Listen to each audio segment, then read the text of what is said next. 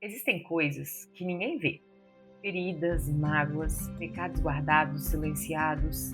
E às vezes a gente tenta seguir a vida como se aquilo não fizesse parte de nós. Mas o capítulo 5 do livro de Números me lembrou de uma verdade importante. Deus se revela para trazer cura. Ele purifica para nos proteger. E trata o que ninguém vê para restaurar quem você é. Então hoje se faça uma pergunta. O que você tem guardado no seu coração escondido?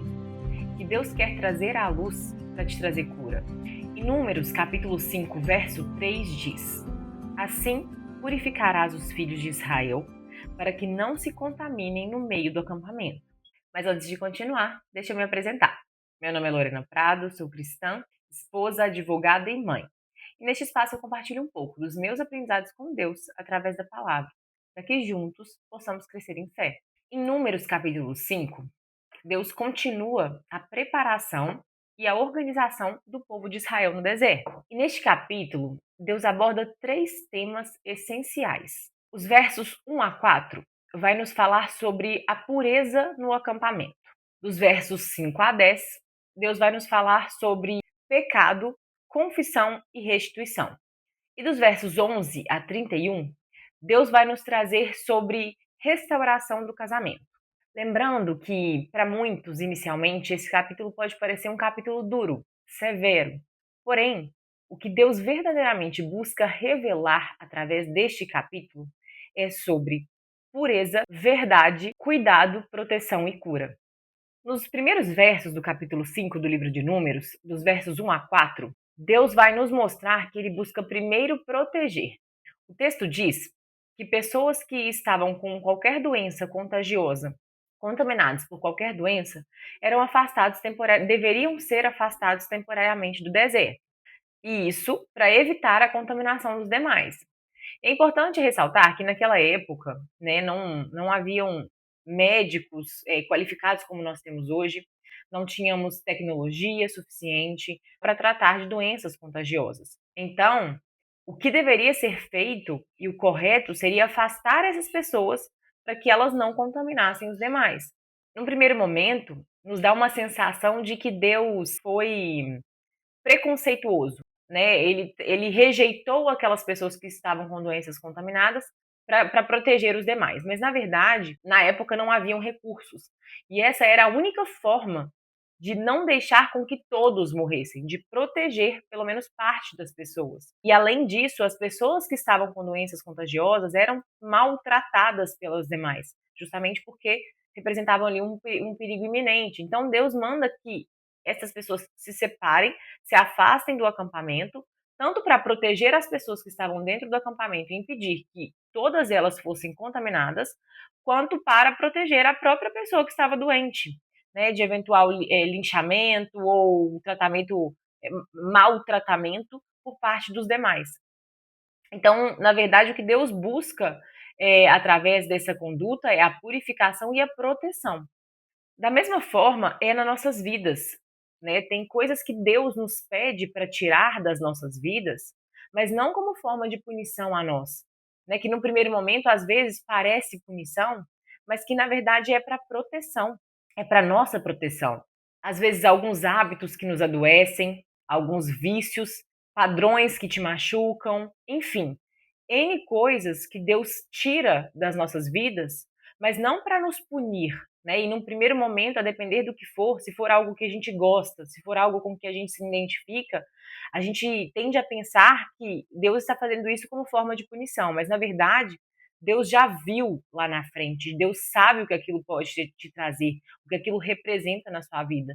Então, Deus busca nos proteger, porque santidade é proteção, não é prisão. Você servir a Deus em santidade não é um sacrifício, é por amor e proteção, devoção a Deus. Dos versos 5 a 10, Deus vai nos falar sobre confissão e restituição. O texto diz que aquele que pecasse deveria então confessar o seu pecado, repará-lo e restituí-lo, o que nos chama a atenção para algo muito importante. Quando a gente peca, é necessário que, além de confessar o nosso pecado, a gente busque repará-lo e restituí-lo. São três condutas, na verdade, que andam juntas. E por que que Deus busca fazer isso? Num primeiro momento, a gente pensa, nossa, Deus não é tão misericordioso, Deus não é um Deus que busca ali a misericórdia, a graça.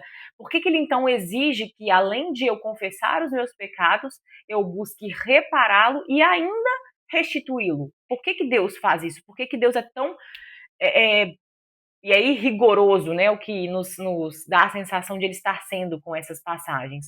Mas, na verdade, Deus sabe de todas as coisas. Um pecado, quando não tratado, vira um peso muito grande na alma. Então, não basta eu confessar esse pecado, eu preciso repará-lo, buscar reparar esse pecado e restituí-lo de alguma forma. Vou trazer um exemplo aqui banal para que a gente consiga entender na prática. Suponhamos que eu tenha mentido, seja de alguma forma. É necessário que com essa mentira eu me arrependa dela, eu confesse essa mentira para Deus. Deus, eu pequei, eu confesso esse pecado, eu contei uma mentira. Mas percebe que a mentira não deixou de existir? É necessário que eu, além de confessar essa mentira, busque repará-la.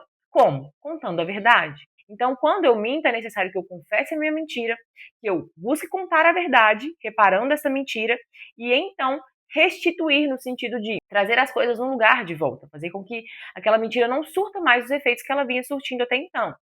Isso é um exemplo banal, claro, mas Deus nos chama a fazer isso com todas as nossas formas de pecado. Sempre que nós pecarmos, não basta só que nós confessemos, porque um pecado maltratado em nós, quando não tratado de verdade no nosso coração, permanece trazendo peso, permanece trazendo fardo e permanece repercutindo de forma negativa, como não deveria. Então Deus nos chama a ter essas três condutas em conjunto. Pequei, devo confessar, reparar e restituir. E justamente porque, através dessa conduta, quando eu trato de verdade este meu pecado, esse peso sai e a cura genuína começa quando a verdade entra. Mais adiante, dos versos 11 a 31, Deus vai nos trazer sobre a prova da infidelidade conjugal.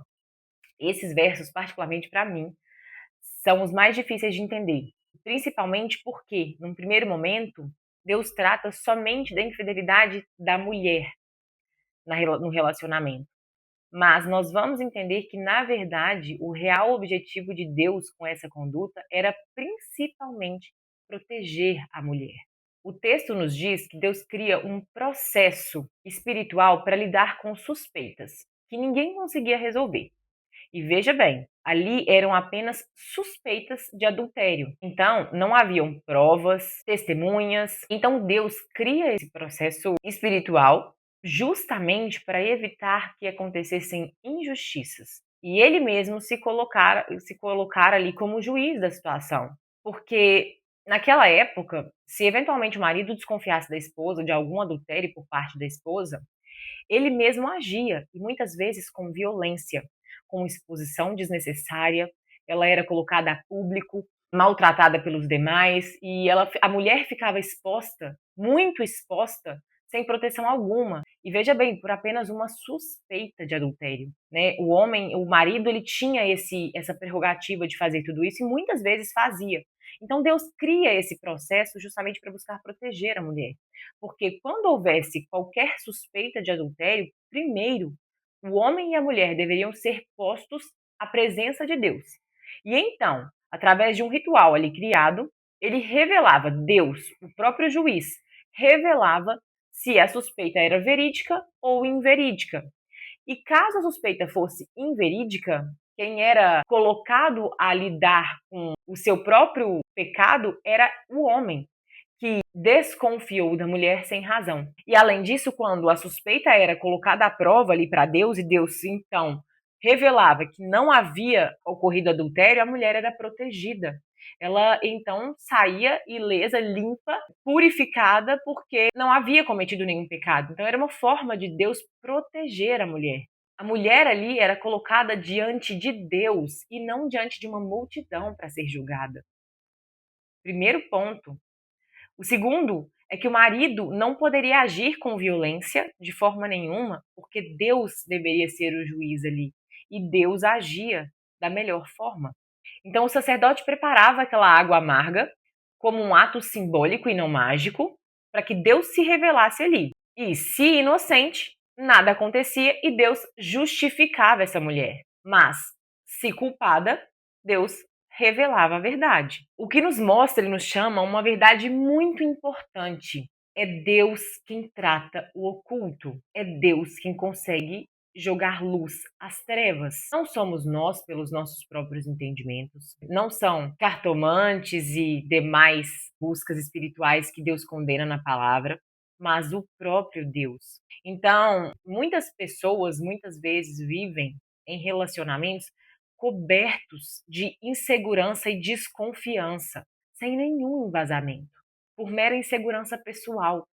Então brigam, discutem e tentam pegar as coisas do outro e ver sem que o outro saiba e invadir o espaço do outro. Mas Deus nos chama aqui a descansar nele.